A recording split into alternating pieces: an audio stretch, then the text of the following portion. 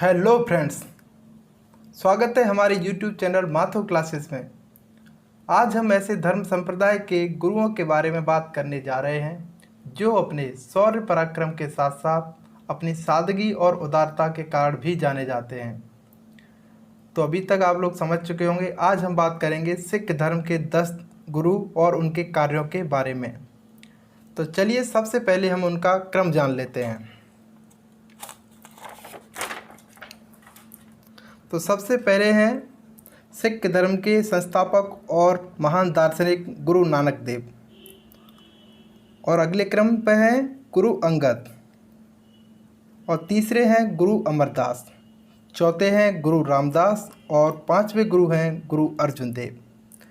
छठे धर्मगुरु हैं गुरु हरगोविंद, और सातवें हैं गुरु हरि राय, और आठवें क्रम पर हैं गुरु हरकिशन, नौवें हैं गुरु तेग बहादुर, और 10वें और अंतिम गुरु हैं गुरु गोविंद सिंह।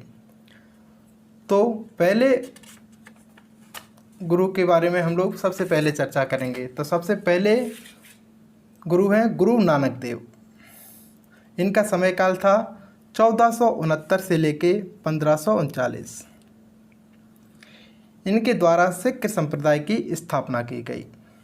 इनका जन्म तालबंडी लाहौर में हुआ था, जिसे वर्तमान में नाना काना साहब भी कहा जाता है। गुरु नानक देव बाबर और हुमायूं के समकालीन थे। इनके द्वारा गुरु का लंगर तथा संगत सभाओं की शुरुआत की गई थी। ये जाति प्रथा, मूर्ति पूजा और आडंबरों के घोर विरोधी थे। तो इससे क्वेश्चन बन सकते हैं कि सिख धर्म के संस्थापक कौन थे। तो उत्तर है गुरु नानक देव। इनका जन्म कहाँ हुआ था? तो इनका जन्म तालबंडी लाहौर में हुआ था, जिसको वर्तमान में नाना काना साहब भी कहा जाता है। गुरु नानक देव किसके समकालीन थे? तो गुरु नानक देव बाबर और हुमायूं के समकालीन थे। अगला क्वेश्चन बन सकता है गुरु का लंगर तथा संगत सभाओं की शुरुआत किसने की? तो इसका आंसर है गुरु नानक देव, जिन्होंने गुरु का लंगर तथा संगत सभाओं की शुरुआत की।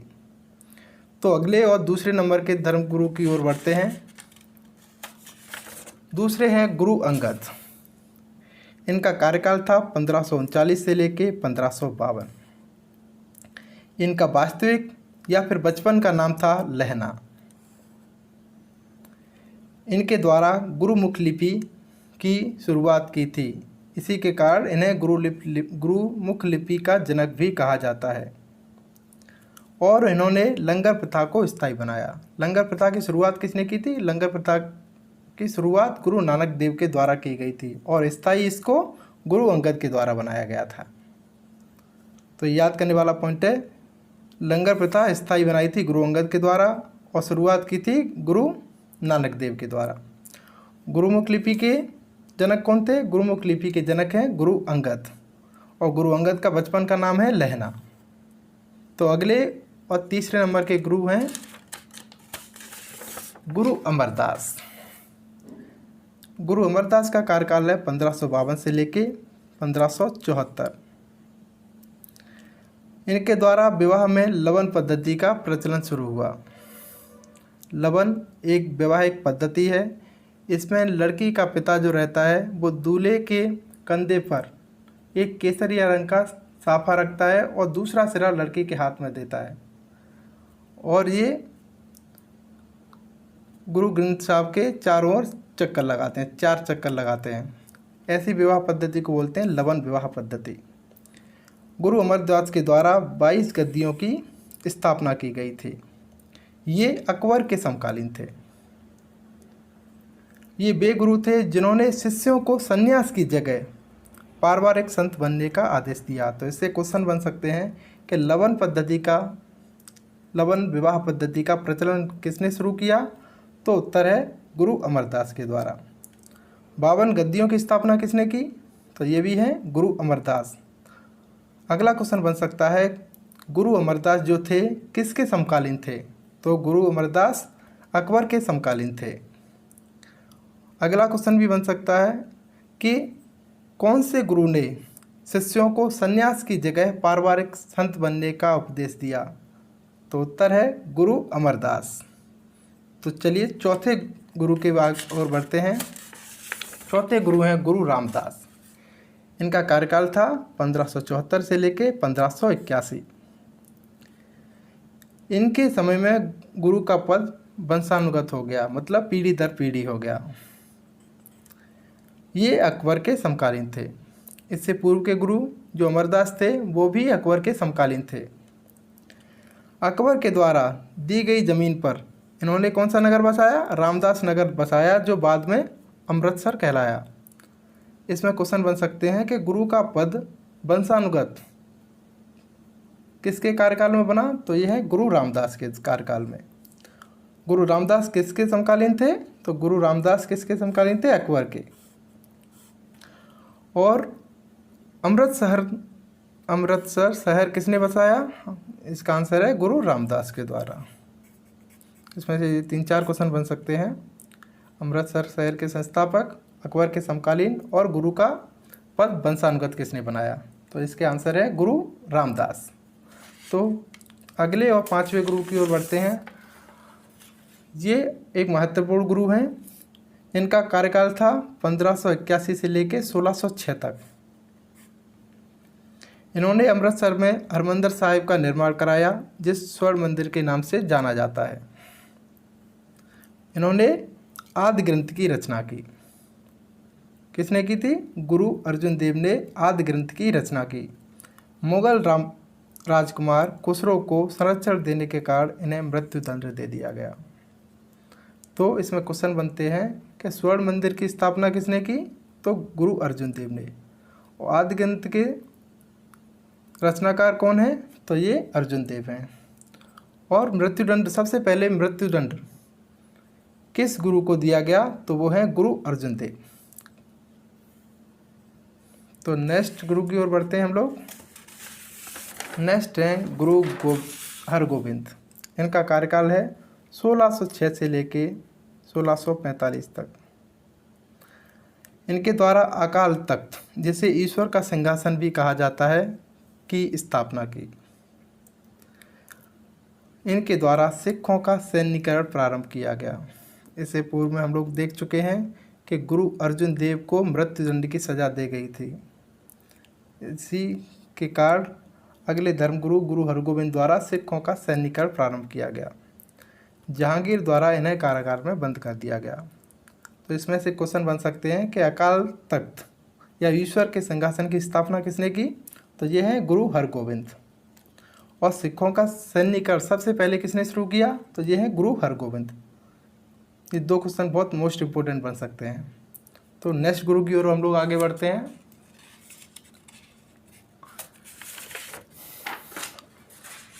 सातवें गुरु हैं गुरु हरिराय। इनका कालखंड है 1644 से लेकर 1661। ये महान आध्यात्मिक एवं राष्ट्रवादी महापुरुष थे। इनके द्वारा औरंगजेब के भाई दादा शिकोह का चिकित्सा उपचार कर सहायता प्रदान की गई थी। किसके? औरंगजेब के भाई दादा शिकोह का चिकित्सा उपचार इनके द्वारा किया गया था। तो इसमें से एक क्वेश्चन बन सकता है कि किसके द्वारा औरंगजेब के भाई दादा शिकोह का चिकित्सा उपचार किया गया था? तो ये है गुरु हरराय। तो नेक्स्ट गुरु की ओर बढ़ते हैं हम लोग। नेक्स्ट गुरु हैं गुरु हरकिशन। गुरु हरकिशन, इनका कार्यकाल है 1661 से लेकर 1664। इनके कार्यकाल में कोई विशेष उपलब्धि हासिल नहीं हुई। इनकी मृत्यु चेचक से हुई। तो ऐसा एक सिंपल सा क्वेश्चन बन सकता है कि किसकी मृत्यु चेचक से हुई, या किस गुरु की मृत्यु, सिख गुरु की मृत्यु चेचक से हुई? तो उत्तर होगा गुरु हरकिशन। तो अगले गुरु की ओर हम लोग बढ़ते हैं। अगले और 9वें नंबर के गुरु हैं गुरु तेग बहादुर। इनका काल है 1664 से लेकर 1675। इस्लाम स्वीकार न करने के कारण एवं कश्मीर के मुगल गवर्नर की निंदा करने के कारण इन्हें मृत्युदंड दिया गया। किसके द्वारा दिया गया था? वो औरंगजेब के द्वारा। इन्हीं के सम्मान में दिल्ली में शीशगंज गुरुद्वारा बना है और इन्हें बकलादे बाबा भी कहते हैं। तो इससे क्वेश्चन बन सकते हैं, दिल्ली में शीशगंज गुरुद्वारा किसके सम्मान में बना है? तो आंसर होगा सिखों के 9वें गुरु गुरु तेग बहादुर के सम्मान में। और बकलादे बाबा किन्हें कहा जाता है या बकलादे बाबा की संज्ञा किसे दी जाती है, तो वो हैं गुरु तेग बहादुर। इस्लाम स्वीकार न करने के कारण एवं कश्मीर में मुगल गवर्नर की निंदा करने के कारण किसे मृत्युदंड दिया गया, तो ये भी है गुरु तेग बहादुर। और ये मृत्युदंड दिया किसने था, ये है औरंगजेब, तात्कालिक समय में राजा था। तो सिखों के 10वें और अंतिम गुरु के बारे में जानते हैं हम लोग। तो सिखों के 10वें और अंतिम गुरु हैं गुरु गोविंद सिंह। इनका कार्यकाल था 1675 से लेके 1708 तक। ये सिखों के 10वें और अंतिम गुरु थे। इनका जन्म पटना बिहार में हुआ था। इन्होंने खालसा पंथ की शुरुआत की थी। कब की थी, 1699 में। इनके द्वारा अपने अनुयायियों को पंचककार में आता है केस, कड़ा, कंघा, कच्छा, कृपाण धारण करने को कहा। मतलब ये 5 चीज़ें हमेशा धारण करने के लिए कहा। इनके द्वारा किसड़ावता एवं जफरनामा की रचना की। अगला कुछ पॉइंट बनता है, विचित्र नाटक इनकी आत्मकथा का नाम है। अगला पॉइंट, इन्होंने सिखों को राजनीतिक एवं फौजी ताकत के रूप में उभारा। इनके द्वारा गुरु पद की समाप्ति कर आदि ग्रंथ को ही गुरु घोषित किया। तो इससे बहुत सारे क्वेश्चन बन सकते हैं। सिखों के 10वें और अंतिम गुरु कौन थे, तो ये हैं गुरु नानक देव। इनका जन्म कहाँ हुआ था, इनका जन्म पटना बिहार में हुआ था। खालसा पंथ की शुरुआत किसने की थी, तो ये है गुरु गोविंद सिंह। कब की थी, तो 1699 में। खालसा पंथ की शुरुआत 1699 में हुई थी। पंचककार में क्या क्या शामिल है, तो ये पॉइंट बन सकते हैं केस, कड़ा, कंघा, कच्छा और कृपाण। इनको याद करना ज़रूरी है। कई बार इनको मल्टीपल चॉइस में पूछ लिया जाता है कि इनमें से कौन सा नहीं है या इनमें से कौन कौन से हैं। इनके द्वारा किसड़ावता एवं जफरनामा की रचना की। तो जफरनामा की रचना किसने की, तो यह है गुरु गोविंद सिंह। और इनकी आत्मकथा का नाम क्या है, तो विचित्र नाटक इनकी आत्मकथा का नाम है। किसकी, गुरु गोविंद सिंह की। इन्होंने सिखों को राजनीतिक एवं फौजी ताकत के रूप में उभारा। और अगला क्वेश्चन ये भी बन सकता है कि गुरु पद की समाप्ति किसने की, तो गुरु पद की समाप्ति गुरु गोविंद सिंह द्वारा की गई। और इनके द्वारा आदि ग्रंथ को ही गुरु घोषित किया। तो ये कई सारे क्वेश्चन बन सकते हैं। तो चलिए एक कोशिश करते हैं हम लोग सिख धर्म के 10 गुरुओं को एक ट्रिक के माध्यम से याद करने की, क्रम से याद करने की। तो ये एक दोहे टाइप से लिखने का कोशिश किया है। नानक अंग अमर है राम, नानक अंग अमर है राम, अर्जुन गोविंद राय किसान, तगड़ा बहादुर गोविंद किसान। अगर इसको हम लोग याद कर लेते हैं तो आराम से हम लोग इनका क्रम जान सकते हैं। नानक फॉर नानक देव, दूसरा है अंग फॉर अंगद, अंगद नानक देव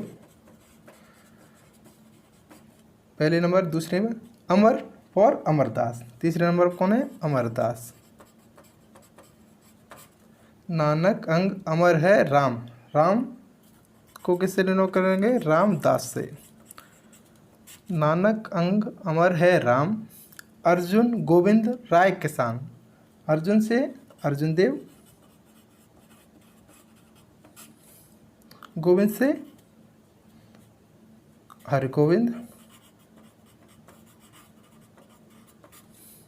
राय से अरे राय, किसान से किशन हर किशन।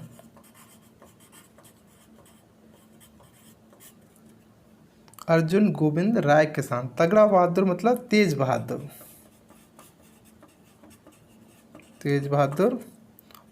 गोविंद किसान मतलब लास्ट और अंतिम गुरु, गुरु गोविंद सिंह। तो इस ट्रिक के माध्यम से हम इनका क्रम आराम से याद कर सकते हैं इजी तरीके से। और इसको आसान याद करना भी कितना आसान है। नानक अंग अमर है राम, अर्जुन गोविंद राय किसान, तगड़ा बहादुर गोविंद किसान।